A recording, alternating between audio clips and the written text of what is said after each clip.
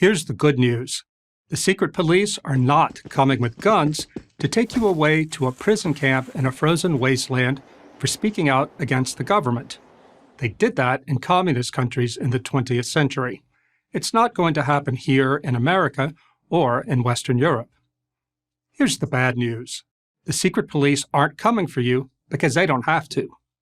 There are ways to shut you up and keep you quiet that don't involve physical force.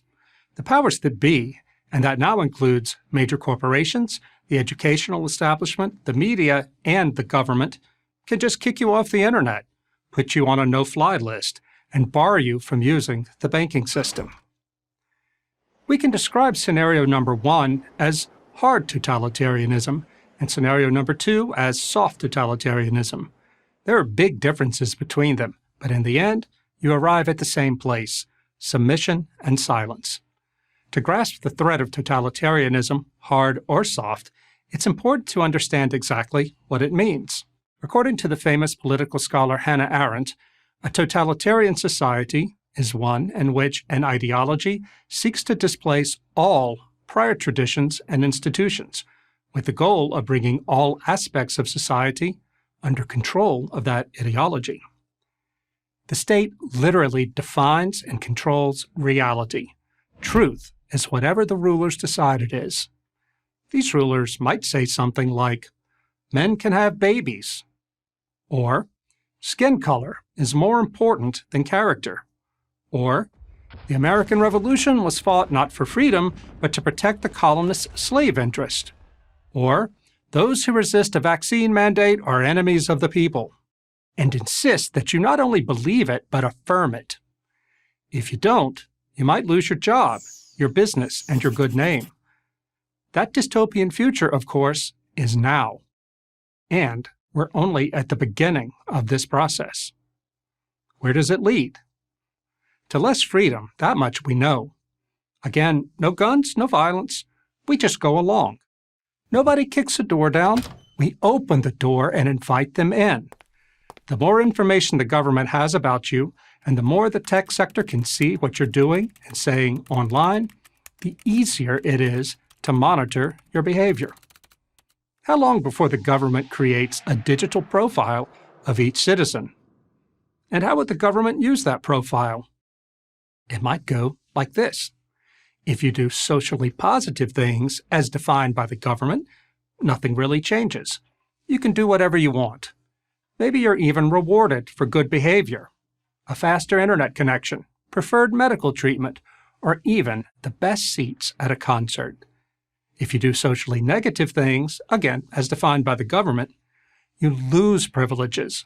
You're pushed to the margins of society. You become a non-person. Sound far-fetched? It shouldn't. It's happening right now in China. It happened in Russia and Eastern Europe not that long ago.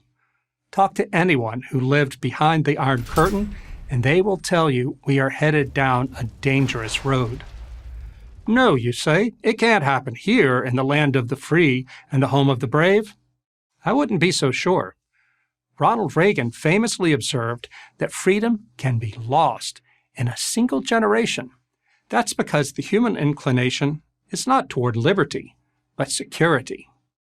Freedom is a value, not an instinct. It entails personal responsibility and risk. Security requires little risk and little personal responsibility, so it comes with little freedom.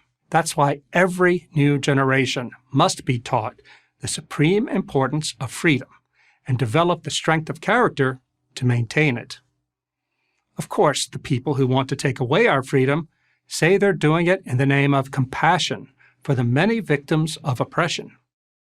Unlike the Bolsheviks of the old Soviet Union, the left of today's America gets its way not by shedding blood, but by shedding tears. Don't be fooled. The objective is always the same: submission and silence. So, how do we stop the drift toward soft totalitarianism? This is not an easy question, but we can create a base from which we can start to act. Let it be this. You may not have the strength to stand up in public and say what you really believe, but you can at least refuse to affirm what you do not believe. You cannot overthrow this soft totalitarianism on your own. But if enough of us find within ourselves, our families, and our communities the means and the courage to live in the dignity of truth, no matter what it costs, we can keep America free. Otherwise, we will learn how easy it is to become a totalitarian country, soft or hard. I'm Rod Dreher, author of Live Not by Lies for Prager University.